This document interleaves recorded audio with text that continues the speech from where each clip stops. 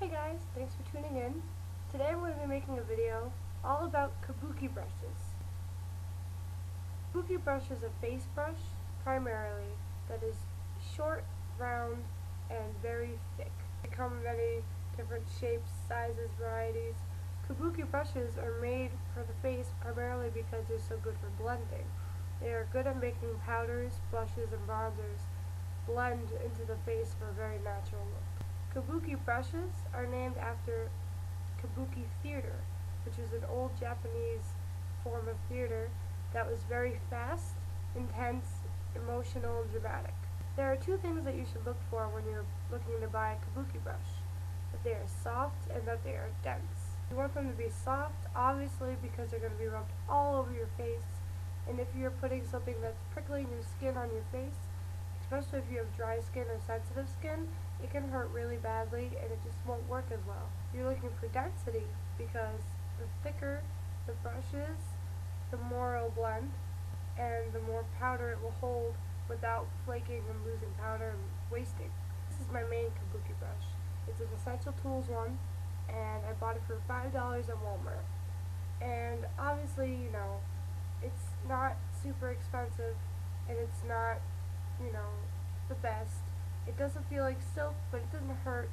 It feels pretty nice actually. It's pretty soft. If you buy Bare Naturals face powder by L'Oreal Paris, it comes with a sort of kabuki brush on the top, but it's very small, and it's sort of prickly. It's not awful, but it's not that great.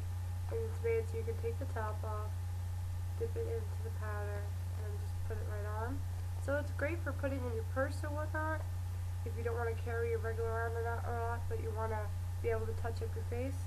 It's fine for that. And it comes with a lid, but no matter what you try to do, it will always sort of grab a couple of the hairs when you close it and bend them. So, you can buy brushes like this that come with some face powders and blushes and bronzers, but you're better off buying your own kabuki brush. They'll probably be better quality and they'll probably last longer.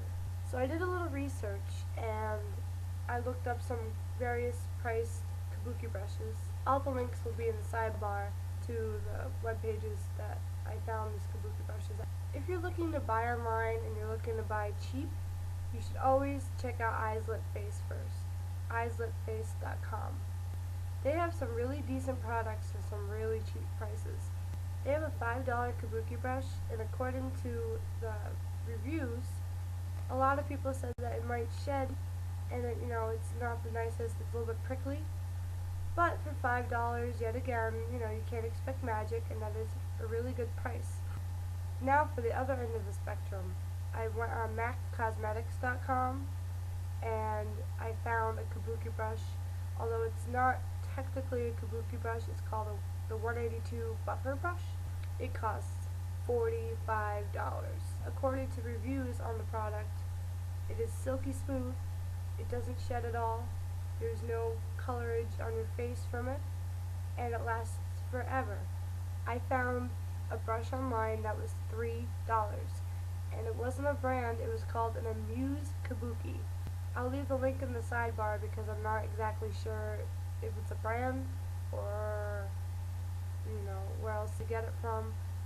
I don't own the brush and there are no reviews, so I can't tell you how the brush is, but you could probably assume that because it's $3 it was cheaply made and falls apart very easily. One important thing about all brushes in general, but specifically kabuki brushes because of their density, is you have to be careful when you clean them. When you're cleaning your kabuki brush or any other kind of brush, you want to make sure you hold it upside down, because if you do this, then it will keep its shape better, because if you hold it upright and it gets wet, it might fold down and stay that way, and then it'll be all messed up, and you don't want that. If you clean a brush, the thicker it is especially, the harder it is for it to dry in the center of it, and so if it dries and it doesn't dry thoroughly, it can become smelly because it's so thick. Depending on the hairs in the brush, that can be what causes it. But all I know is I've never had a problem with this brush, the Essential Tools brush, but kabuki brushes are especially prone to this because they're so thick. So that's all I have to say about kabuki brushes. If you have any questions or comments, be sure to leave them down below. And remember that those links I was talking about will be in the sidebar if you're interested. And I will see you soon.